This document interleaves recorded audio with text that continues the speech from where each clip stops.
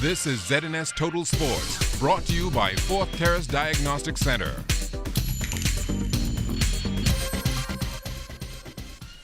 Welcome to sports, everybody. A disturbing discovery was made early today as members of the National Sports Authority carried out a routine initiative. We get that story tonight from Charles Fisher. It was a normal day on the job for maintenance workers at the Blue Hills facility, something they do on a regular basis. They wanted us to clear this area down. They had some beautification they wanted to do here for people that were relaxing on lunch and who just want some place to come. So we decided to take on this project this morning. And as we was doing the project, we came across some wallets and some certificate and bags and stuff that was thrown in the pond. So apparently this stuff was taken from cars what was broken open in this area. We had people coming at the office complaining about if we find any wallet and purses and stuff. And they were stating that while they had soccer and softball games that their cars was broken open too. And you know, we always tell them that we normally do the major works around here, projects and stuff. So if we happen to come across anything, we'll probably give them a call. Maintenance Supervisor Michael Laing indicated that having vehicles broken into during sporting events is a sad but common occurrence, and that's why they have a relationship with the Grove Police Station to turn the items over so that they can be identified.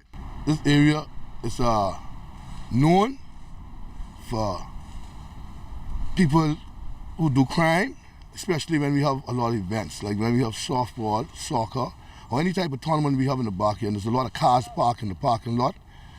We usually find people come and broke up in the cars, and they really attack like ladies and stuff. You know, mostly be like ladies who have this problem. Wallets with a lot of credit card, license, you know, all the business documents inside the ladies' products.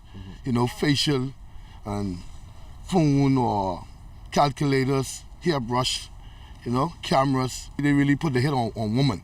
You see, because they know ladies would probably leave their wallets, their bags inside the car or somewhere in the back trunks or somewhere else. I say 75% is be ladies. Patrons to any sporting events are being advised to secure their belongings properly to avoid any such break-ins happening in the future. For ZNS Total Sports, I'm Charles Fisher. The Government Secondary School Sports Association's Best of 3 basketball championships continuing yesterday at the Kendall Isaacs Gym. The junior girls taking to the court first, and just like in Game 1, the HO Nash Lions too much for the CH3's Raptors. The Lions win this one 29-20 to take it in a 2-game sweep. We picked up our game in the second half, then we had to hold our man and play good defense. In the first half, we played kind of scary, but we get it together. It was a good game. I like our Pearl and play defense, and we carried us home. We played very well. That we come back next year to win it again. We knew they weren't going to fall for the boxing one anymore, so we tried a triangle and 2. But apparently it was a triangle and dissolving. I don't know what that was. So we had to regroup in halftime, and we came up with some good shots. I think CH3 they has a great team. They have some great athletes, and the coach and Varel is extraordinary. It wasn't an easy game today, but we'll take the win however ugly it is. I mean, sometimes excitement gets to your head and you just have lost in the game, you know. You feel excited, like you want to win, but then when you come in the game, I don't know, lack of focus. Up next in junior boys play, the HO Nash Lions showed that they were not ready for their season to end just yet. After losing Game 1 to the D.W. Davis Pitbulls, the Lions scored a 50-47 win in Game 2 to extend the series. Lorenzo Short led the Lions with 15 points. Marco Beckford added 13, while Taiko Lowe followed with 12. Ricardo Cambridge scored a game-high 24 in the loss. Tyrell Butler was also in double figures for the Pitbulls with 12 points. We have a lion heart, and they just made some mistakes due to nervousness on Friday. We really should have been walking away with a championship today, and not a 3-point loss from from Friday. We tried to slow the game down a little bit, and they get very desperate, and they got very physical with us, and the referees allowed the game to become physical, and so we began to miss some layups and some free shots, and the gym was so loud. I was trying to make some adjustments, but they couldn't hear what I was trying to say to them, and Nash played an excellent game. They made some big shots, and hey, they're a pretty good team because they're battling also. They want to win. In senior girls play, the C.R. Walker Knights picked right back up from where they left off in Game 1 against the C.V. Bethel Stingrays.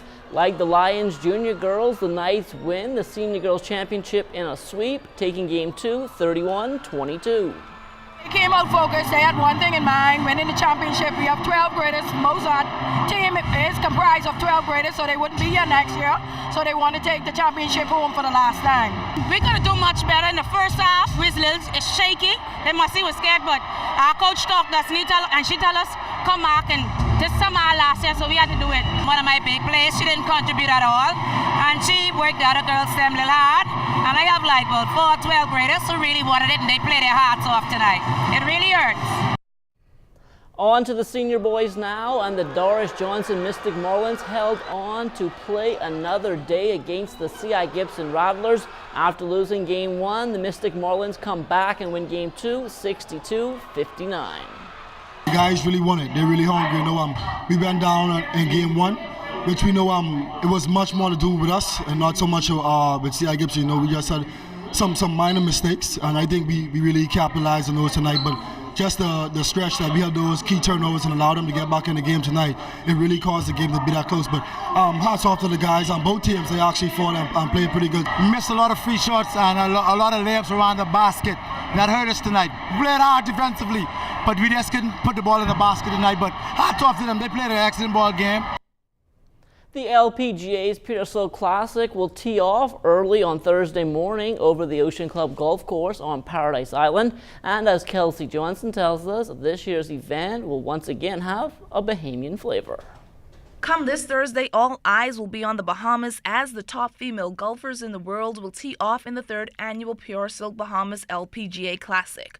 Raquel Riley will be the face for the Bahamas, carrying the flag for the country in the event. I take the position and I'm going to do my best. I really feel awesome, good that I can go out there and represent my country again. So it's a great feeling. There is a little pressure. There always going to be. Definitely there's some nerves. I've played against, some of these girls before on a mini tour that I used to play on the Suncoast series, but it's definitely, I've never played against all of these players at once. Going up against the world's best will not be an easy task for Riley, even though she has played at the feature course for the event. She knows that all of the women in the lineup brought their A games, wanting to be crowned queen in paradise. I played here quite a bit in my junior golf days, but in the professional ranks, not as much. But I think the home court advantage comes with looking around and seeing, my people pushing me forward and supporting me everywhere I look. Everyone out here can hit the ball. There are some that can hit it longer than others, but when it's all said and done, when the dust is settled, it's going to be the person that definitely chip and putt the best that's going to take home the crown. Riley got the Bahamas Golf Federation's exemption to play in the Classic, beating out fellow Bahamian female player Georgette Rolle. Despite not getting the automatic nod, Rolle tried to swing her way into the main draw on Monday but failed, falling 7 holes behind. 16 out of 18 holes was really good. But on the other 2, I just kind of had some hiccups, which kind of put me out of the placing for the spot. But other than that, I had a good time today. No regrets. Except for a shot or 2. Other than that, the experience was great. I will still be out all week to support Raquel, and then there's a lot of junior golfers that are coming out that I said I would, walk with. So I'm definitely still going to be out to the event. Jessica Corder has returned to defend her title won last year. She, along with Lydia Coe, Stacey Lewis, and Michelle Wee, are in the 120-player field. The Classic will be aired live on the Golf Channel starting on Thursday. Kelsie Johnson, ZNS Total Sports.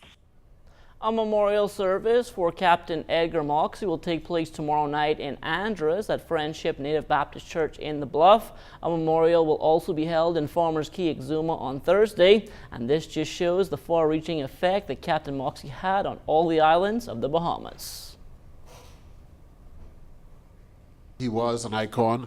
He has sailed around the Bahamas and all of the regattas. He's sailed even from island to island, from Ragged Island into other islands. captaining the mail boats and offering those service. We're going to miss a man like him. The whole entire sailing community is saddened by that. Of course, you know, Captain Moxie was one of our best boat builders and skippers, you know, in the sport of sloop sailing. I think he was an unsung hero, and I think he was a national treasure. We're going to miss him greatly, but I think he's left a rich legacy for us to follow. As you know, he built 3 A-class boats. They have all been winners: the Good News, the Courageous, and the Pieces of 8. And I think he deserves, you know, to be recognized for what he's done in the sports. And I think we had the opportunity to do that in 2004, and that's exactly what we've done. He will be missed. Now, following Captain Moxie's memorial on Thursday night, it will be full steam ahead for the Farmers Key Class C Regatta this weekend. The competition is going to be extremely fierce. Of course, BDK, the reigning champion, is not going to be there, unfortunately. But we have Bulwer Edge, skippered by Buzzy Rolle, that is now in tip-top shape. And Buzzy will be there. We have H2O out of Black Point that will be there. Of course, we have Avtri that is being remodeled, will also be there out of Baratari. We have Golden Girl, we have Legal Weapon, and we have Smashy. We have in total 12 boats that will be in Little Farmers Key. Everybody in the mainland is calling and asking. We have quite a number of excursion boats that will be leaving from the mainland into Little Farmers Key, and of course the planes Flamingo Air out of Nassau and the excursion boats. And the people in Little Farmers Key will be doing their endeavor best to show our hospitality to our guests. And of course, there are literally hundreds of sailing boats in the harbor, and every time I walk through Georgetown and I talk with the tourists, they all say that they are going to Little Farmers Key. Last year we had 197 sailboats, so this year we are hoping to do the same this year and let everybody just enjoy themselves in Little Farmers Key. And that will do it for sports. Stay tuned, the Bahamas Tonight comes back after the break.